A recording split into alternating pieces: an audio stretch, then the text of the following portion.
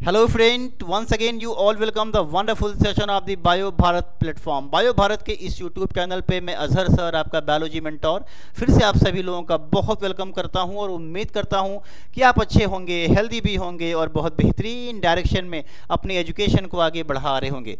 Friends, आज का जो हमारा पूरा सेशन, पूरा लेक्चर बेस्ड है, वो बेस्ड है न्यूट्रिशन इन एनिमल्स के ऊपर।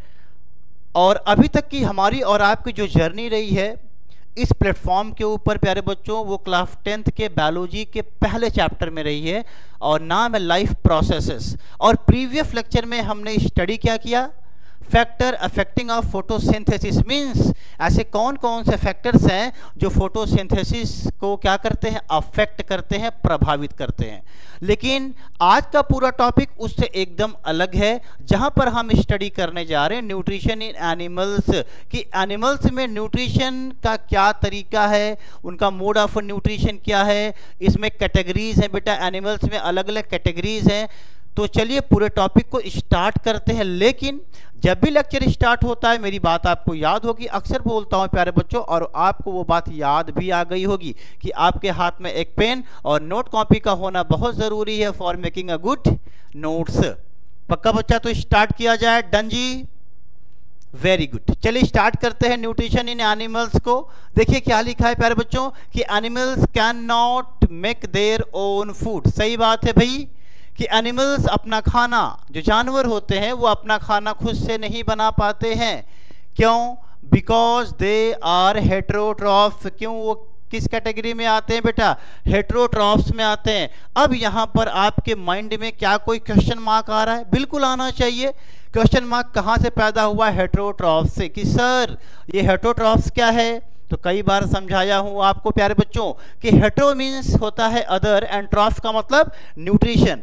तो प्यारे बच्चों हेटेरोट्रॉफ्स में ऐसे ऑर्गेनिज्म आते हैं, ऐसे एनिमल्स आते हैं जो अपने फूड के लिए किसी दूसरे ऑर्गेनिज्म के ऊपर क्या रहते हैं, डिपेंडेंट रहते हैं। उन्हें हेटेरोट्रॉफ्स कहते हैं। क्लियर हुई बात? ठीक है जी। पॉइंट नंबर 2 पे आ जाओ प्यारे बच्चों। They depend on the readymade food. तो प्यारे बच्चों जो एनिमल्स होते हैं, मीन्स जो हेटेरोट्रॉफ्स होते हैं, वो अपने फूड के लिए डिपेंडेंट कहाँ पर होते हैं? रेडीमेड फूड के ऊपर होते हैं, मतलब बने बनाए खाने के ऊपर निर्भर रहते हैं, अपना खाना खुद से नहीं बनाते हैं। ठीक। पॉइंट नंबर 3 बेटा, this readymade food comes either. ये रेडीमेड फूड कहाँ से एनिमल्स को मिलता है बेटा? या तो वो उस फूड को प्लांट से ऑब्टेन करेंगे, या तो उस फूड को कहाँ से ऑब्टेन करेंगे?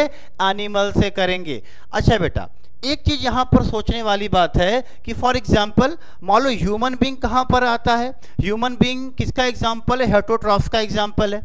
पक्का? अब मान लो एक मैंगो का ट्री है, एक मैंगो का ट्री है और मैंगो के ट्री के ऊपर लगा है मैंगो।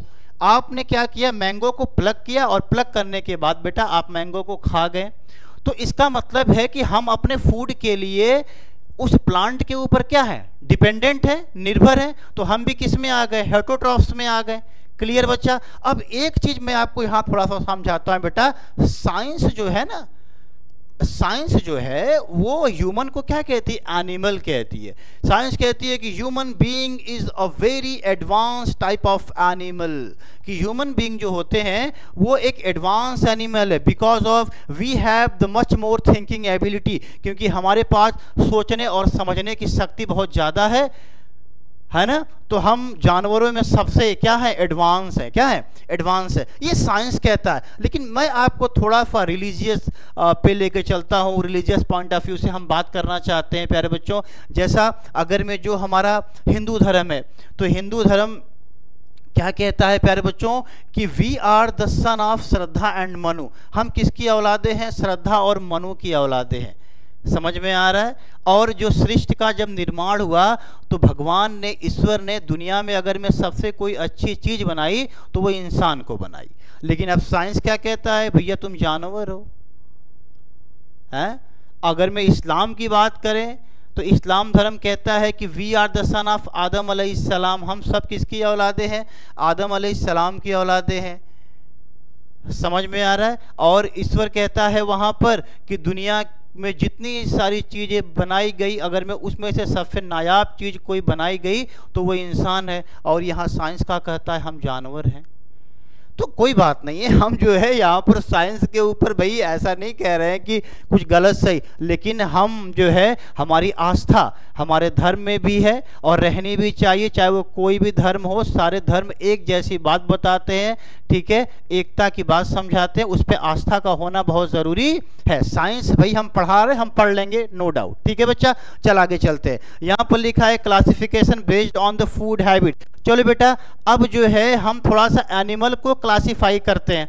एनिमल को क्या करते हैं? क्लासिफाई, मतलब एनिमल्स के अंदर भी कैटेगरीज हैं।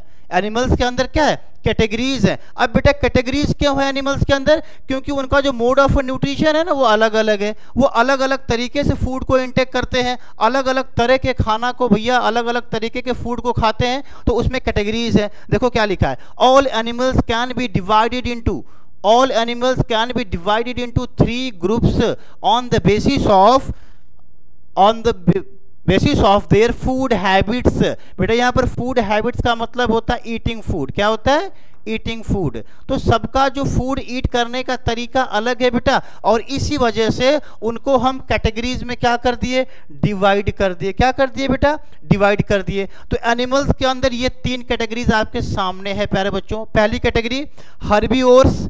क्या आपको मालूम है बेटा हर्बीवोर्स क्या होते हैं? तो मैं आपको बल्कि यहाँ पर लिख ही दे रहा हूँ मेरे कमांडोस, यहाँ पर देख लो, लिख ही दे रहा हूँ भैया कि हर्बीवोर्स क्या होते हैं बेटा। ग्रास ईटिंग एनिमल बेटा, क्या कहते हैं इसको? Grass eating animals. ऐसे जानवर जो घास खाते हैं बेटा, ऐसे जानवर जो क्या खाते हैं?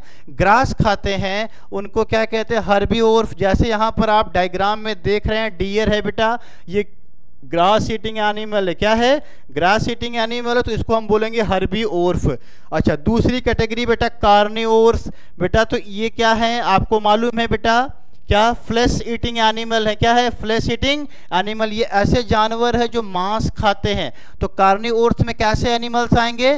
फ्लैश ईटिंग एनिमल्स आएंगे। आप देखो जो यहाँ पर आप देख रहे हो टाइगर, तो जो ये टाइगर आप यहाँ पर देख रहे हो प्यारे बच्चों, ये टाइगर क्या करेगा? ग्रास खाएगा क्या? नहीं भैया, ये घास नहीं खाता, ये क्या खाता है? मांस खाता है। तो इसको हम बोलेंगे क्या बच्चा? कार्निवोर्स। ये क्या हो गया? कार्निवोर्स। बेटा ये ग्रास खा रहा है बेटा, तो ये क्या हो गया?